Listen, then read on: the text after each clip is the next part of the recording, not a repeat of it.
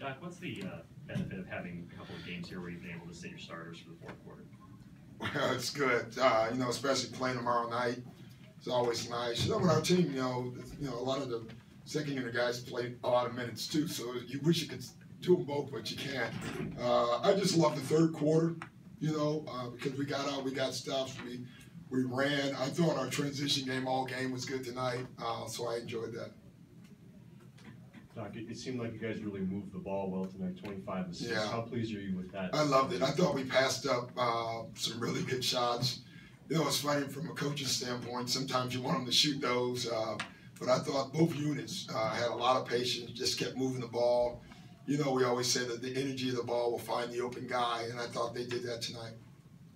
Doc, Blake had 30 points in just 31 minutes. Yeah. What is working for him recently?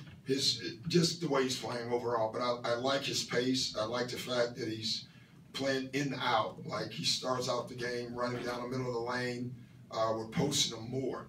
And then it leads to him getting shots on the outside as well. So I just like the rhythm that we're playing and the way he's playing.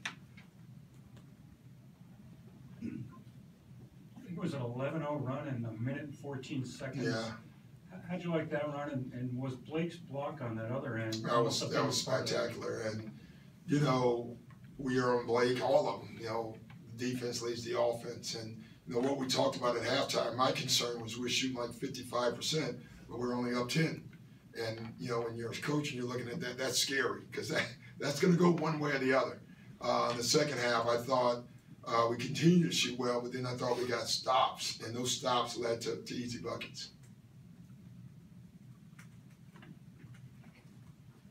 Utah lost tonight. You're only a game back of them now. How important is it to you to have a home court advantage for that first round? Well, it's important. I mean, I would love it, but I'm not going to focus on it. I'm going to focus on winning every game individually, getting better, and at the end of the season, we'll figure out where it's all at. Talk about the starters getting rest, but how big is it for the bench unit to get good time together? I didn't like what happened at the end. I thought they were trying to get, one guy going, and they forgot that there was still a game. But I actually liked the fact that they're really in those end of the game situations. So I did kind of enjoy that and getting them back again. You forget when you've had all these injuries, they haven't been playing with each other either. They've been playing with half the starters, half the second unit. Now they get to play with each other. I think that's good as well.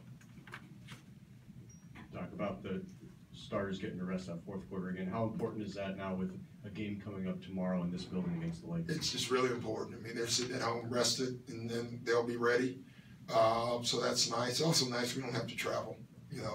When you have a back-to-back and the second game's a road game, and you wake up at home in the morning, that's not all bad. Go ahead.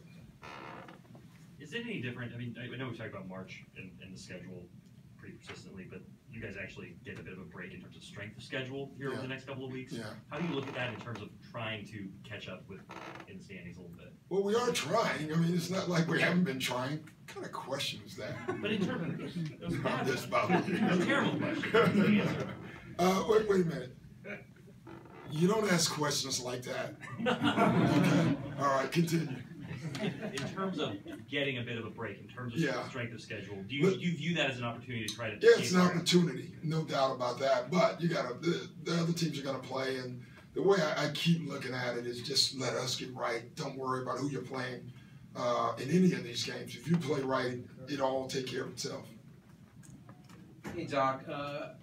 Chris looks like he's not pressing any longer. When he came back, he was getting a little frustrated, maybe because he was just trying to get back.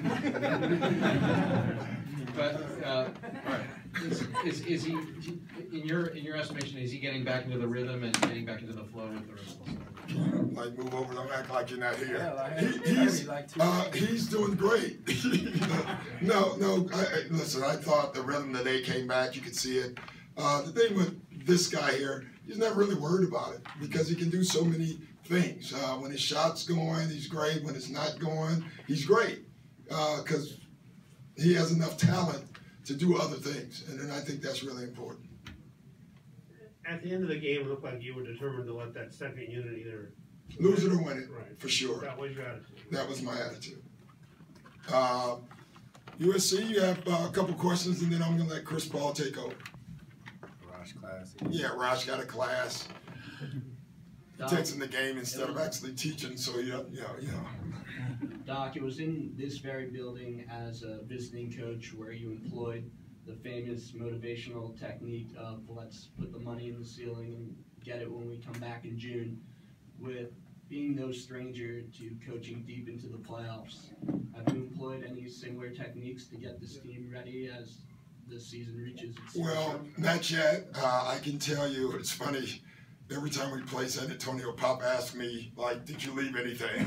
So I have to be careful there. I can never leave it there, that's for sure. But I think our thing will be just being ready as a team. And I think we will be. So what is your opinion on the memo sent by Commissioner Silver today regarding player rest and threatening significant punishment for teams that don't follow the NBA protocol? First of all, I have to commend, but I'm commending him for asking the question when we have the media over here. No one asked that question. Did you guys know that happened? So he has a scoop. I think, it's too early to make a comment on it right now because I haven't actually read the memo yet. So I want to look at it and see what it says. At the end of the day, I think each team's going to do what they need to do for the better of their team. Obviously, it's not a great situation for a paying customer, but I think that's something we'll figure out. It's not a league of perfect yet, and we're just going to keep working on it to make it perfect. Thank you, guys. Good questions.